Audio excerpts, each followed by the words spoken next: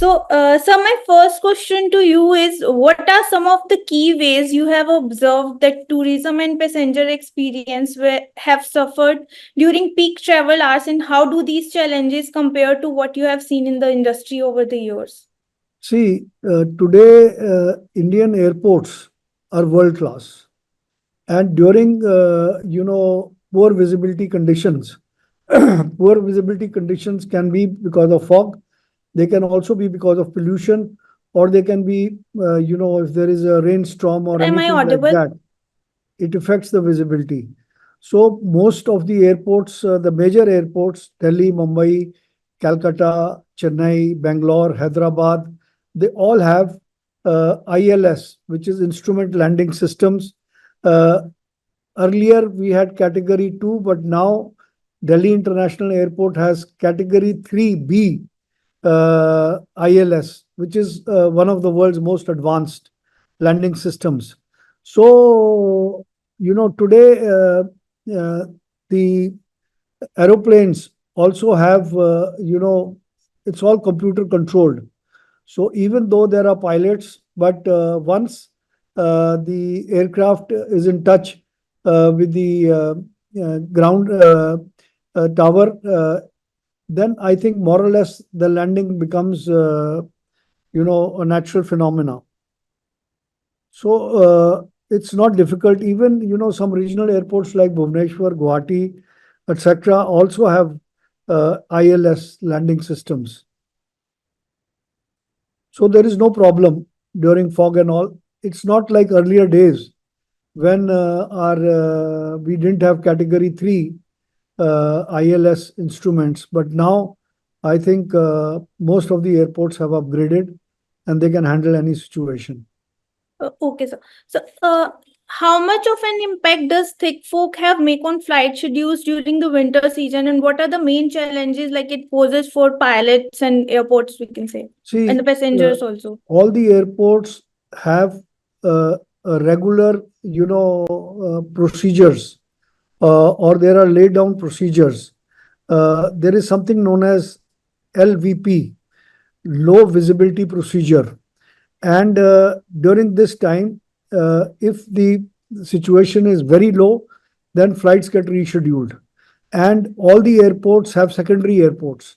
For example, if Delhi airport, because of visibility, gets closed, airlines are diverted to Jaipur. Or, similarly, all international airports, there are known as fog protocols. So these come in place. And I think the airlines also try to, they put extra staff.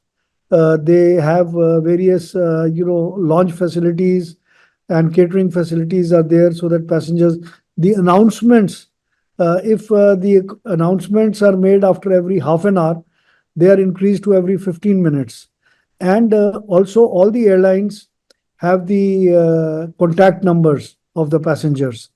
And now, with artificial intelligence, you see automatically the program and all passengers are, uh, given automatic announcements that the flight is going to be 1 hour delayed, or they ask the passengers instead of 2 hours to come 3 hours before at the airport because security procedures may take some time.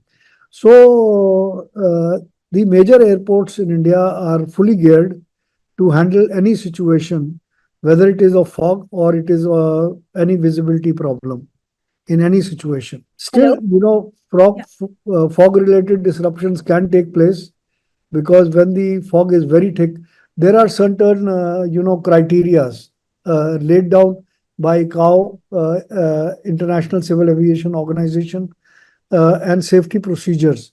So, if the airline is a smaller aircraft, it has certain visible criteria.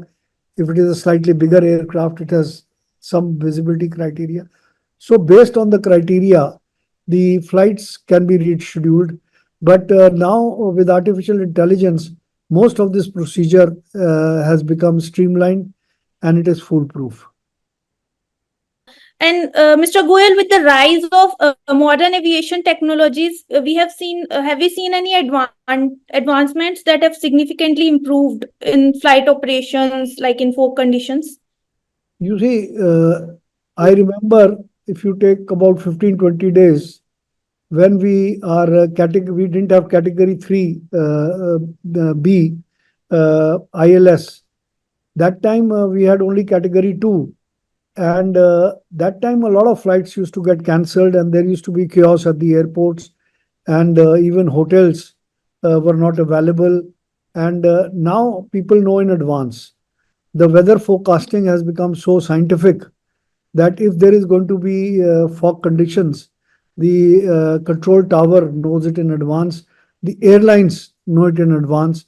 Even on domestic flights, even before the plane takes off from Mumbai, they will know what the weather conditions are in Delhi, and they can communicate and they can delay their departures out of Mumbai to Delhi or vice versa. So today, I think it is all computerized, and with artificial intelligence, I think life has become much easier. You see, the Ministry of Civil Aviation, both the ministers are very dynamic. Earlier, Mr. Sindhia, and now the present minister. I think our aviation industry is on a fast track. We are one of the fastest growing aviation markets in the world, with Air India and Indigo placing jointly more than 1,000 aircrafts. Uh, you see, today, I think the MRO industry, the everything is on a fast track. And India is today the fastest growing aviation market in the world. And right now, more than 2,000,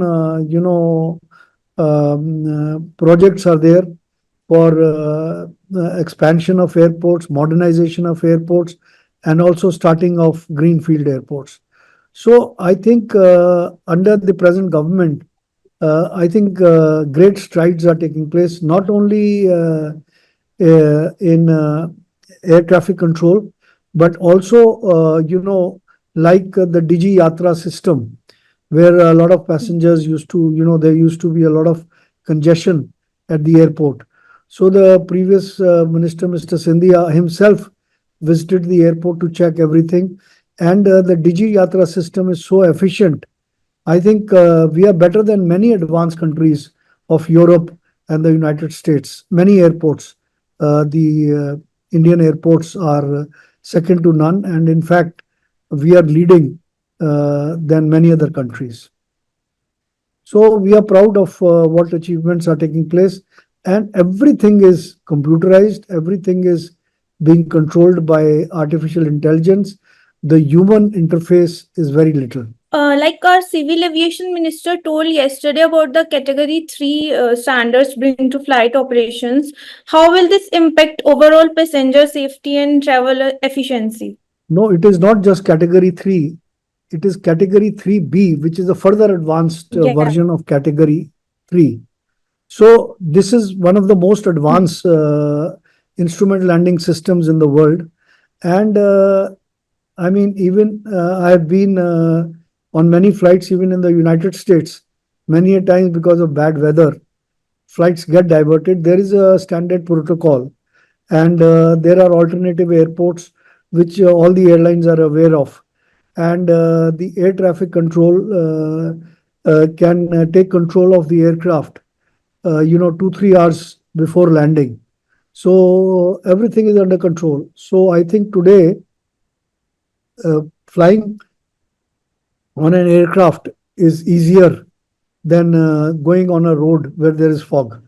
So there are less chances of accident in the air than there are, on the road. We also have, uh, an instrument where, if we come close to another aircraft, automatically, accident avoidance system, it's called. So automatically avoiding takes place. Earlier, there was like we used to hear that 2 aircrafts have crashed. That thing also cannot take place nowadays. And ICAO, the International Civil Aviation Organization, does regular audits of the airport. And the Delhi airport and Indian airports have recently had an ICAO audit, and they have come out with flying colors. Whereas countries like Nepal and Pakistan and some of our other neighbors, they're way behind. Yeah. So, lastly, what advice would you give to passengers traveling during folk season to avoid spending hours in like airport lounges? See, I will advise all passengers, your viewers, three things. First is, whenever they book a ticket nowadays, they have the PNR, which is known as passenger numeric record. That is the most important thing, because that is your identity. And the computer at the airport has all the information. Once you tell them the PNR, they'll know everything about you. But I will advise all passengers to carry a printout with them, because the printout, is very, very important, because sometimes, like sometimes back, there was, a crisis. Some of the computers, MEDS and Microsoft and all, there was a glitch, and a lot of passengers were stranded.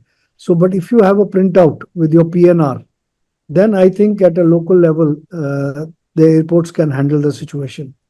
Secondly, before you leave home for the airport, you must double check the departure. And nowadays there are systems uh, on the mobile which are known as flight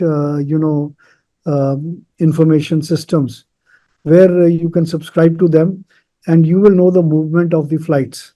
Right? If you give your flight number, it will tell you how far it is from the airport and all.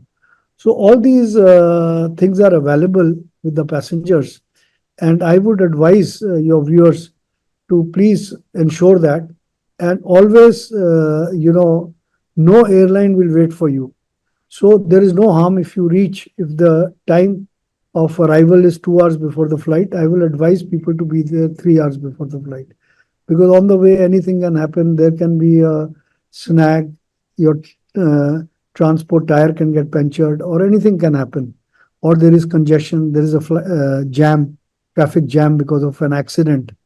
So I would suggest that people have 1 hour, additional margin. It is better for the passenger to wait at the airport or miss the flight. Okay. So thank you, Subhash ji, for joining us here on ETV. It was pleasure having you Thank on you. our. It was my pleasure also.